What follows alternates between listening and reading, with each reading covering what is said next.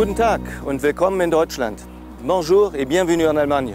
Voyagez avec Travel Europe de Munich à Hambourg à travers une Allemagne captivante où se marient à merveille histoire et modernité. Le circuit Captivante Allemagne fait partie intégrante du bouquet des produits vedettes de Travel Europe dans la région de l'Europe de l'Est et d'Europe centrale. En effet, Captivante Allemagne est spécialement conçu pour ne pas repasser deux fois par le même endroit. Ceci grâce à un itinéraire qui propose au choix un départ de Hambourg et une arrivée à Munich ou vice-versa. Rappelons que Captivante Allemagne fait partie d'une large gamme de produits qui comprend aussi l'Autriche, la Pologne, les capitales de l'ex-empire austro-hongrois, eux-mêmes assortis de circuits combinés avec les pays limitrophes. Par rapport à ses concurrents, Travel Europe se démarque essentiellement pour deux raisons. D'abord son important réseau de filiales francophones présentes dans les pays étapes, de même qu'Ashtanz, le siège social où des correspondants bilingues vous accueillent. Ensuite, par sa volonté d'améliorer l'expérience de vos clients circuits grâce à des audioguides gratuits qui complètent agréablement la visite. Le circuit Captivante Allemagne vous fera découvrir un pays et un passé injustement méconnu mais ô combien séduisant. La patrie de Goethe fourmille de villages médiévaux, d'églises gothiques et de sites naturels et culturels. De la Bavière avec ses châteaux romantiques à l'atmosphère trépidante de Berlin, en terminant par le charme baltique de Hambourg, l'Allemagne déroule devant vous ses plus beaux atours. Le pays dans la côte auprès des visiteurs étrangers ne cesse de monter, redevient une destination tendance grâce à son immense patrimoine artistique et culturel. L'Allemagne possède un patrimoine particulièrement riche et très éclectique. Elle compte pas moins de 40 sites inscrits au patrimoine mondial, dont 37 culturels et 3 naturels. Grâce à son couvert végétal, qui approche 30% de sa superficie, la Germanie n'a pas besoin de forcer son talent écologique. Châteaux, cathédrales, cités, forteresses parsèment le paysage des traces d'un passé glorieux. L'architecture gothique, renaissance, baroque, roman et contemporain composent une véritable symphonie de styles qui surprennent et enchantent le visiteur. Nous voici à Munich, troisième ville allemande et capitale de la Bavière. La cité a été ville de résidence du duc de Bavière en 1255 et de l'empereur romain germanique Louis IV. Aujourd'hui, la puissance économique de la belle Bavaroise se lit encore sur les bâtiments en verre et béton des plus grands sièges de sociétés européennes, tels BMW. Autre temps, autre mœurs, le château de Nymphenburg, résidence d'été des Wittelbach, étonne par ses dimensions, son aménagement circulaire et la richesse des aménagements intérieurs. Dans le vieux centre-ville, la place centrale de Munich, Marienplatz, qui célèbre Marie comme sainte patronne de la Bavière, est incontournable. Édifié entre 1867 et 1909, le nouvel hôtel de ville est le siège du bourgmestre et de la municipalité. C'est ici que l'on peut apercevoir le moignon, le Münchner Kindl, qui toise la ville du sommet de la tour culminant à 85 mètres de hauteur. Toujours à quelques pas de là, autre tour impressionnante, celle de l'église de Saint-Pierre, la plus ancienne et la plus emblématique de la ville. Depuis le début du XIXe siècle, le marché aux Victualiennes, marché aux vivres, nourrit la population de Munich. De simple marché d'agriculteurs, ce lieu est devenu au fil du temps une gigantesque halle de 22 000 m² de superficie et 140 étals qui vont de la viande aux fruits et légumes en passant par toute la gamme agroalimentaire. Mais le portrait de la capitale bavaroise serait incomplet sans le champ de Thérèse, ce grand champ de foire de 42 hectares où se tient chaque année depuis 1810 l'Oktoberfest, la célébrissime fête de la bière. Il étanche chaque année la soif de plusieurs millions de visiteurs ravis de l'aubaine. Des libations et des festivités que Travel Europe propose d'ailleurs dans son circuit Fête de la bière et transhumance, un programme de 6 jours en pension complète avec visite guidée et entrée sur les sites.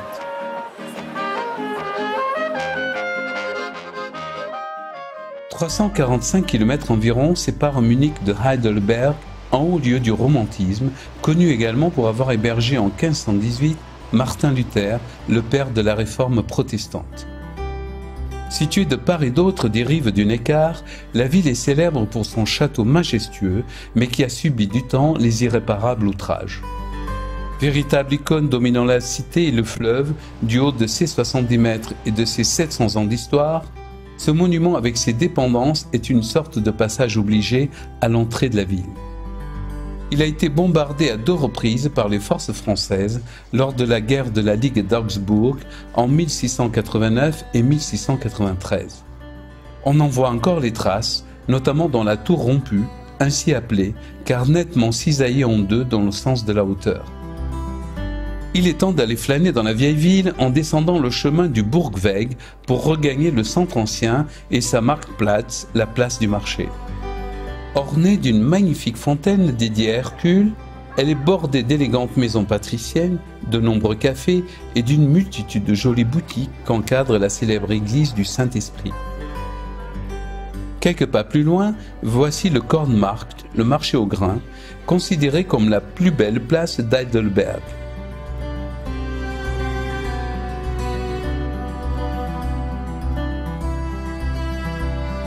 Prenons la route en direction de Rothenburg et de Nuremberg. Célèbre étape de la route romantique, Rothenburg a conservé intact son caractère moyenâgeux. Mais Nuremberg, l'ancienne capitale du duché de Franconie, n'a rien à lui envier. Visitons tout d'abord le château impérial de Nuremberg, le Kaiserburg, fondé en 1040. Ce colosse est l'une des plus importantes forteresses d'Allemagne, où empereurs et rois séjournèrent pendant 500 ans. Le panorama sur la vieille ville et ses toits pentus est tout à fait impressionnant au sommet du donjon haut de 30 mètres. Démarrons notre visite guidée par la Mauthalle, bâtie entre 1498 et 1502 et dont la vocation initiale était de servir d'entrepôt à grains et à sel. L'église Notre-Dame de Nuremberg, construite sur les ruines de la synagogue, détruite lors du pogrom de 1349, a été initiée sous l'impulsion de l'empereur Charles IV entre 1352 et 1362.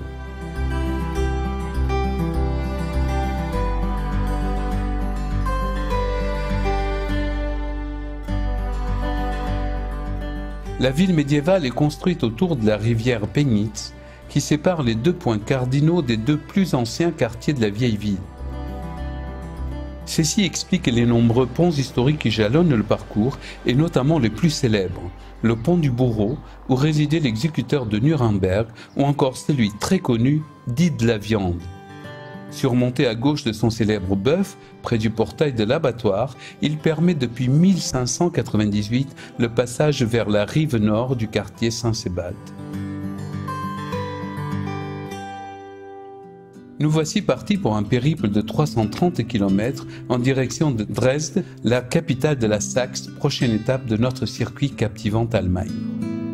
Autrefois résidence des princes électeurs et des rois saxons, Dresde est surnommée la Florence de l'Elbe en raison de ses collections d'art, mais aussi de son architecture baroque. Située sur la rive gauche de l'Elbe et de sa vallée, Dresde a su se relever des terribles bombardements subis pendant la Deuxième Guerre mondiale et qui ont quasiment rasé la ville.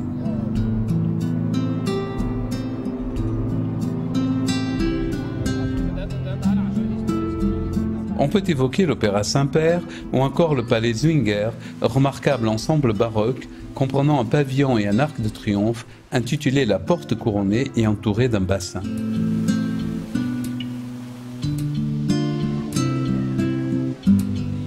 Incontournable aussi, la Frauenkirche, chef-d'œuvre de l'architecture luthérienne baroque, pulvérisée par les bombes et l'incendie qui s'ensuivit. Reconstitué à l'identique avec une minutie archéologique d'après les décombres et les débris, ce monument religieux et sa reconstruction ont valeur de symbole pour les Dresdois. Ils en ont fait l'emblème de la cité. À vrai dire, on n'a pas vu depuis longtemps autant d'édifices historiques reconstruits sur un même site si bien et en si peu de temps. C'est une véritable renaissance que vit la ville. Nous voici à Berlin après une traversée de la région de Saxe-Anhalt. Depuis la chute du mur en 1989, la capitale allemande incarne tous les rêves et tous les possibles. Branchée, trépidante, créative, lieu de rendez-vous des artistes du monde entier, cette mégapole grande comme 8 fois Paris a été de tout temps et sous toutes les époques un foyer de culture. Berlin est une ville très jeune, très intéressante et avec beaucoup d'histoires, très condensée, surtout les derniers 100 ans. Une ville très mixte, riche en culture et aussi en bars, boîtes, restaurants, assez détendue pour habiter ou aussi pour la visiter. Nous débutons notre visite par la partie est avec la tour de la télévision de Berlin qui mesure 368 mètres et accueille le restaurant tournant le plus haut d'Europe. Érigée entre 1788 et 1791, la porte de Brandebourg a été endommagée par les bombardements alliés durant la Deuxième Guerre mondiale. Ce monument emblématique et symbole de Berlin est le dernier vestige des 18 portes originelles de la ville. Il est redevenu le trait d'union entre l'Est et l'Ouest. La Potsdamer Platz est aussi un symbole fort de la réunification. C'est dans ce lieu que battait dans les années 20 le cœur de Berlin. Il était devenu un terrain vague pendant la Deuxième Guerre mondiale, mais sa résurrection fut assurée par des architectes prestigieux. Ils ont changé le No Man's Land en exemple du renouveau urbain qui a métamorphosé Berlin dans les années 1990. Jusqu'à la chute du mur, le 9 novembre 1989, Checkpoint Charlie marquait la frontière entre l'Ouest et l'Est, la liberté, la captivité. Ce lieu demeure un site incontournable pour les Berlinois et est toujours empreint d'une forte charge émotionnelle.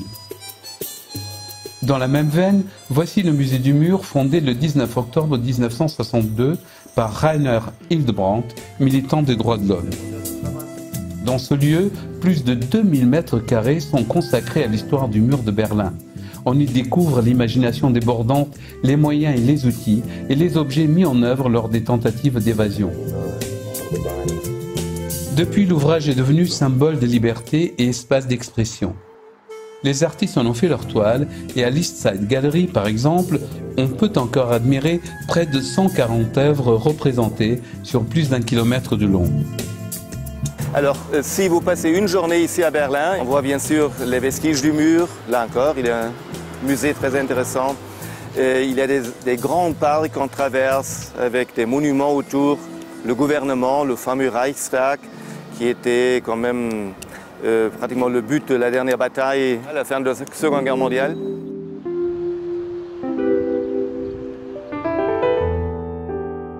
Encore tout ébloui des splendeurs berlinoises, nous voilà repartis pour Potsdam, petite ville de province sans grand relief, avant de devenir la résidence d'été de roi de Prusse il y a 300 ans de cela.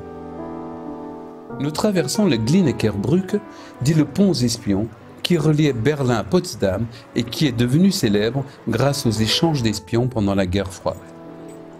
Ces avenues, places et bâtiments endossent leurs plus beaux atours grâce aux châteaux, palais, parcs et jardins qui surgissent au fil des années. La plupart sont aujourd'hui classés au patrimoine mondial de l'UNESCO. Par exemple, le parc de Sans Souci, où Frédéric II fit construire sa résidence d'été, le château de Sans Souci. Dans ce lieu qui occupe une surface de 289 hectares, le château domine 6 terrasses mêlant vignes et serres. Le roi ne voulait pas d'un nouveau Versailles, mais plutôt d'une retraite intimiste dédiée aux arts et aux réunions réservées aux proches.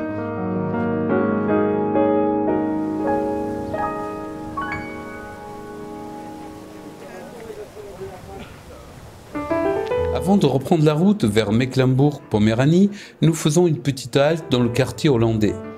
En 1752, Frédéric Guillaume Ier commanda à son architecte Philippe Bouman, d'origine hollandaise, la construction de 134 maisons dans le style flamand. Aujourd'hui, on n'y trouve pas beaucoup de Bataves, mais l'endroit grouille de boutiques branchées, cafés et galeries avant-gardistes. Schwerin, ancienne résidence des ducs et grands-ducs de Mecklembourg, est une charmante petite ville-étape avant notre arrivée à Lübeck. Nichée dans un écrin de lac, elle possède un superbe château médiéval. Mais nous voici déjà à Lübeck, avant-dernière étape de notre périple et l'une des villes allemandes les plus pittoresques. La capitale de la Ligue hanséatique, l'association des villes marchandes autour de la mer du Nord et de la mer Baltique, a été aussi surnommée la Reine de la Hanse. Fondée en 1143, une partie de la ville, notamment celle qui concerne l'architecture en briques rouges, a été inscrite au patrimoine de l'humanité. La vieille ville se trouve sur un îlot au confluent de deux rivières navigables qui débouchent sur la mer Baltique 17 km plus loin. Plusieurs ponts la relient au quartier plus récent, l'Innenstadt, le centre-ville et le centre touristique de Lübeck. On y aperçoit des maisons à hauts pignons de style gothique, renaissance, baroque et classique, ainsi que des hautes tours et des portes fortifiées. Une prospérité et une puissance ostentatoire, symbolisée par la Holstentor, qui telle une sentinelle, veille à l'entrée de l'enceinte. L'édifice de style gothique, avec ses murs épais de 3,50 m, date du XVe siècle. On y aperçoit aussi l'église Sainte-Marie ou Notre-Dame de Lübeck, avec à sa droite l'hôtel de ville. Depuis 1351, les hautes flèches vertes de cet édifice luthérien, classé à l'UNESCO, montent la garde. Notre circuit captivant Allemagne va s'achever en apothéose avec Hambourg, un autre membre fondateur de la Ligue hanséatique. La deuxième plus grande ville d'Allemagne et le premier port du pays est située près de l'embouchure de l'Elbe et à proximité de la mer du Nord. Son architecture, son réseau de canaux et les abords luxuriants de la rivière Alster forment un lac artificiel au cœur de la ville et en font un centre touristique de référence. La ville foisonne de théâtres et musées et l'ambiance du Hamburg by Night est rythmée par St. Pauli, l'un des 105 quartiers de la ville. Mais la découverte de la cité Land par la mer est assez spectaculaire. Les gigantesques porte-conteneurs et les paquebots de croisière sont là pour rappeler que le port situé sur l'Elbe est le plus grand d'Allemagne et le troisième européen. Travel Europe vous donnera l'occasion de mieux découvrir celui qu'on appelle la porte de l'Allemagne lors d'une croisière en bateau. L'occasion aussi d'apercevoir les docks centenaires avec leurs façades en briques rouges, contrastant avec l'urbanisme et l'architecture moderne des buildings. Le centre culturel de Hambourg est formé de l'Altstadt, l'ancienne ville, et de la Neustadt, la nouvelle ville. Ici, le terrible incendie de 1842 a ravagé une grande partie du patrimoine et les bombardements ont achevé le reste. Parmi les quelques édifices historiques rescapés, on peut mentionner l'hôtel de ville, aujourd'hui siège du Parlement et du Sénat, même s'il a entièrement brûlé en 1842. Le paysage hambourgeois est également marqué par les tours des églises principales Sainte-Catherine, Saint-Pierre, Saint-Jacob, Saint-Nicolas et Saint-Michel. Cette dernière est une église baroque remarquable, devenue le symbole de Hambourg. Avec ses 2500 places assises, c'est aussi la plus grande église luthérienne de la ville. Hambourg est une ville verte, agréable à vivre et parfaitement représentative de la destination Allemagne, avec 14% de sa surface urbaine occupée par des espaces verts.